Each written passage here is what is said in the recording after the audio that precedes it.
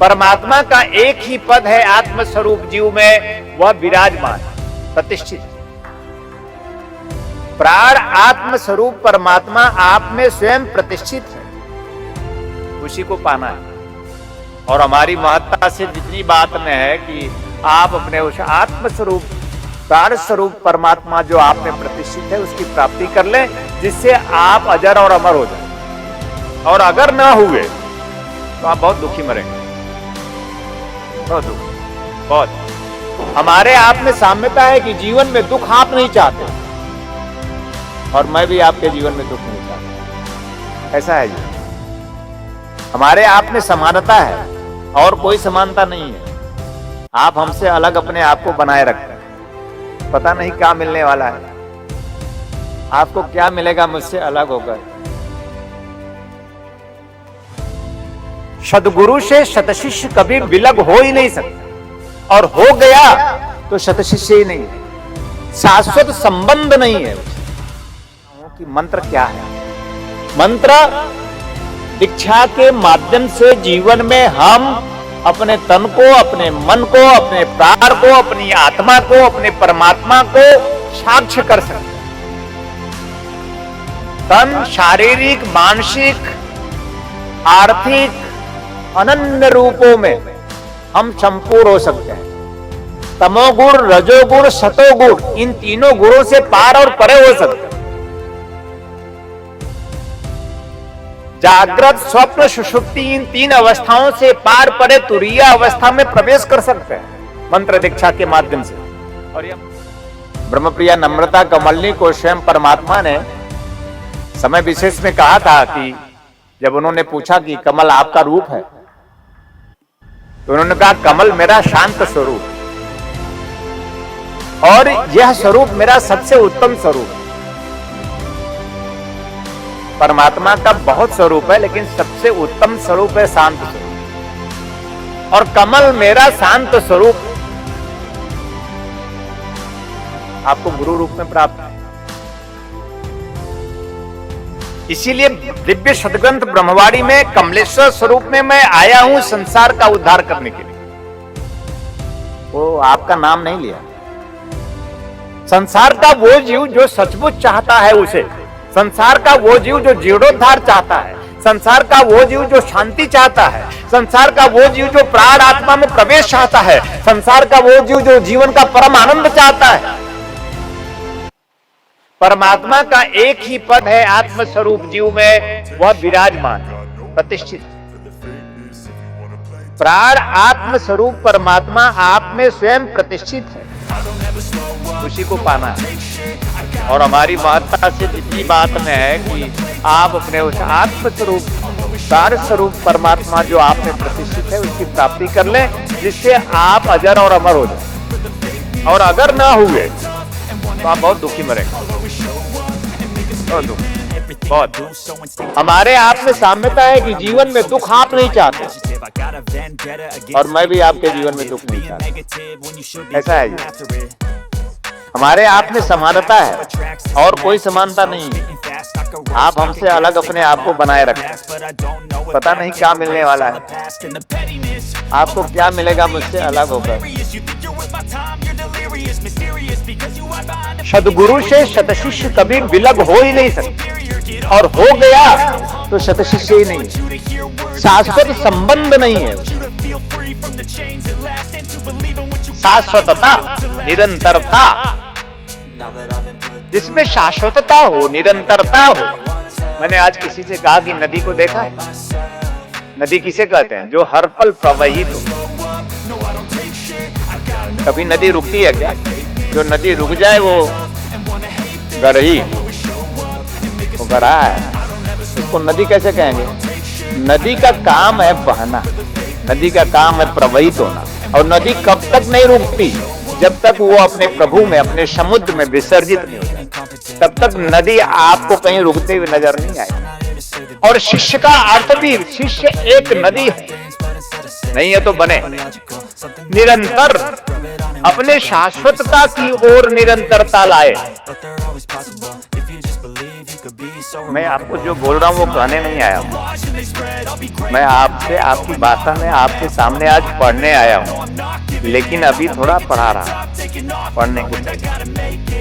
अभी ये मैं कह रहा हूं कि मंत्र क्या है। मंत्र दीक्षा के माध्यम से जीवन में हम अपने तन को, अपने मन को, अपने प्राण को, अपनी आत्मा को, अपने परमात्मा को साक्ष्य कर सकते हैं। तन शारीरिक, मानसिक, आर्थिक अनन्य रूपों में हम संपूर्ण हो सकते हैं। तमोगुण, रजोगुण, सतोगुण, इन तीनों गुणों से पार और परे हो सकते हैं। जागृत, स्वप्न, सुषुप्ति, इन तीन अवस्थाओं से पार परे तुरीय अवस्था में प्रवेश कर सकते हैं मंत्र दीक्षा के माध्यम से। और यह मंत्र कोई मामूली नहीं है, किताबों से नहीं लिया गया है। अगर किसी ग्रंथ में यह मंत्र आपको मिले तो मैं डायलॉग बोलता हूं, गुरु होना छोड़ दूंगा। और जब भी कोई मंत्र मैं आपको देता हूं तो मैं स्वयं परमात्मा द्वारा उद्भूत मंत्र देता हूं।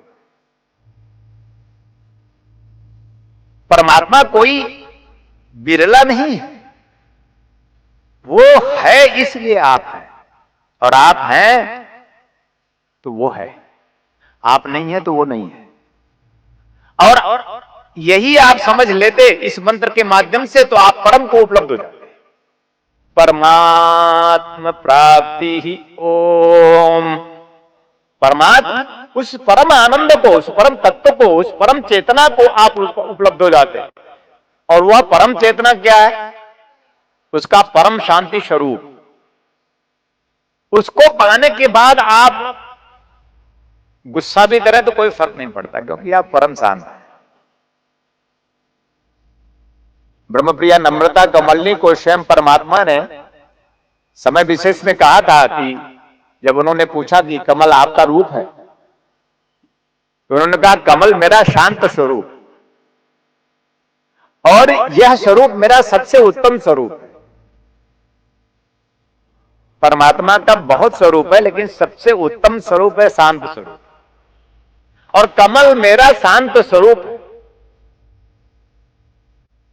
आपको गुरु रूप में प्राप्त है। इसीलिए दिव्य सदग्रंथ ब्रह्मवाणी में कमलेश्वर स्वरूप में मैं आया हूं संसार का उद्धार करने के लिए। वो आपका नाम नहीं लिया। संसार का वो जीव जो सचमुच चाहता है उसे, संसार का वो जीव जो जीर्णोद्धार चाहता है, संसार का वो जीव जो शांति चाहता है, संसार का वो जीव जो प्राण आत्मा में प्रवेश चाहता है, संसार का वो जीव जो जीवन का परम आनंद चाहता है,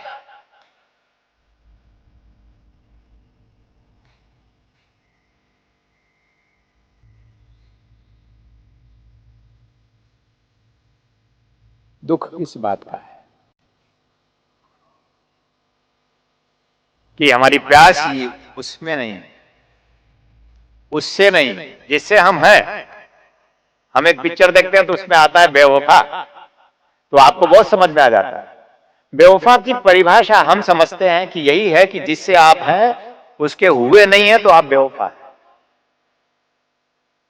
जिससे आपकी व्युत्पत्ति है उसमें आप विसर्जित न हुए तो बेवफा है। निरंतर जिसमें आपका प्रवेश ना हो, शाश्वत संबंध ना हो, तो आप बेवफा है। हम जिससे उत्पन्न हुए उसी के नहीं हुए। यही ना कहते हैं हम एक दूसरे को कि तुम मेरे हो लेकिन तुम मेरे नहीं हो। तो जब आप ही अपने नहीं हुए तो आपका दूसरा कोई अपना कैसे हो सकता है? इस पूरे संसार में आपको अपना होना है। मैं फिर कह रहा हूं कि धीरे धीरे देखिए सब छूट रहा है। ऐसे रुकने का अर्थ होता है देखो छूट जाऊंगा मैं भी, अगर नहीं समझे तो छूट जाऊंगा।